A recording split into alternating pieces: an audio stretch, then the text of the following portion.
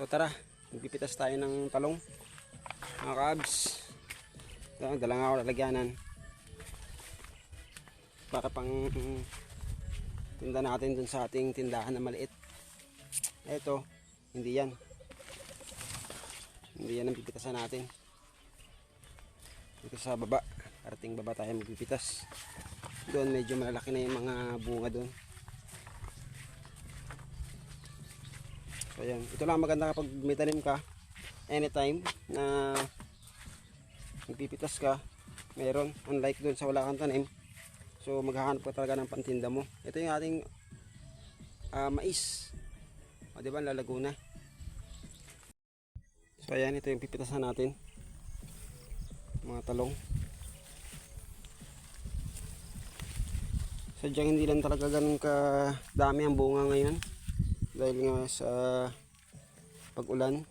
Normal naman yan sa lahat ng gulay na mahina yung nagiging produce na bunga.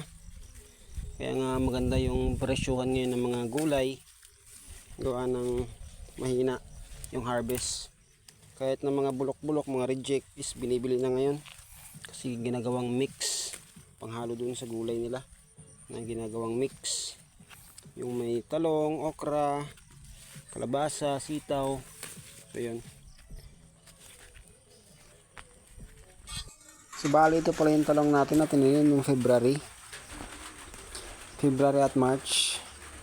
So dalawang beses tayo nagtanim ng mga talong nung panahon na yon. Ito yung February na hinaharvestan na natin at nakapag-harvest na tayo ng medyo marami-rami. Napapansin nyo medyo malago na siya at medyo maganda na siya magbigay ng bunga.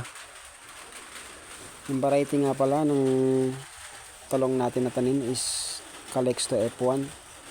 Unlike doon sa mga tanim natin previous year na Fortuner, malalapad talagang dahon nun. Unlike dito sa Calixto, maliliit ang dahon.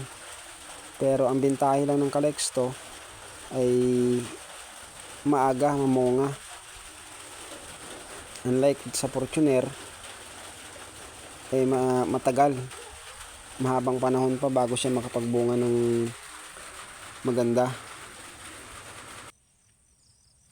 Nasa upland nga pala yung area natin, so malaking posibilidad na makalusot tayo sa mga malalakas na pag-ulan. Isa yun sa mga magandang taniman talaga pag mga ganitong tag-ulan is mga upland area katulad ng nandito sa atin. Sa mga nagtatanong kung paano ako nakakapag-survive sa mga pang-araw-araw na gastusin, ito yung sikreto.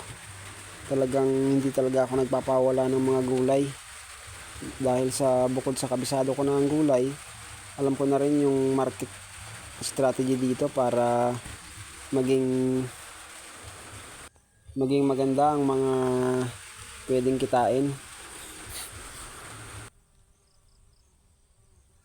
Isang lata nga pala tong talong natin, hindi natin ito nabilang kung ilang puno yung nabuhay sa mga tinanim natin. Maganda naging punla dahil nakapagpunla tayo ng January at nakatanim tayo ng February. Although nahirapan tayo sa tubig, pero nagawa naman natin ng paraan. Kasi nga dahil kabisado ko na yung flow ng pagtatanim ng gulay, so yung timing medyo na mamaster ko na rin. At syempre tuloy-tuloy pa rin yung mga pag-aaral natin at pagtatanong-tanong natin sa mga mas marurunong pagdating sa paghahalaman. Yung isang bagay lang talaga na maganda, yung talagang malaking natutulong sa akin ito ng mga tananim kong gulay para sa pang-araw-araw na gastusin. Dahil malapit lang nga ito sa bahay, kayang-kaya ko siyang i-manage. Ako na rin yung nag-i-spray at sa pag-maintain naman ng mga damo ay kumukuha ko ng manggagawa at syempre sinasamahan ko na rin ng trabaho ko. Minsan-minsan yung aking masipag na nanay, binibisita ako dito at tinutulungan ako. Nag-stay siya ng mga ilang linggo para matulungan niya ako sa mga pag-aalaga ng aking mga gulay, especially sa pagdadamo. Napakasipag ng nanay ko na yun pagdating sa pagdadamo. Sobrang gigil. Talagang hindi niya talaga iiwanan yung gulayan ko ng makalat at madamo. So ayan na nga, magpapatuloy tayo sa pagpipitas para makarami na tayo. Kung nakikita nyo yung aking mga talong, medyo malalago na rin talaga. Yung nga lang, syempre hindi talaga maiwasan na may mga parte na madamo. Pero lalaan natin siya ng oras na malinis talaga siya.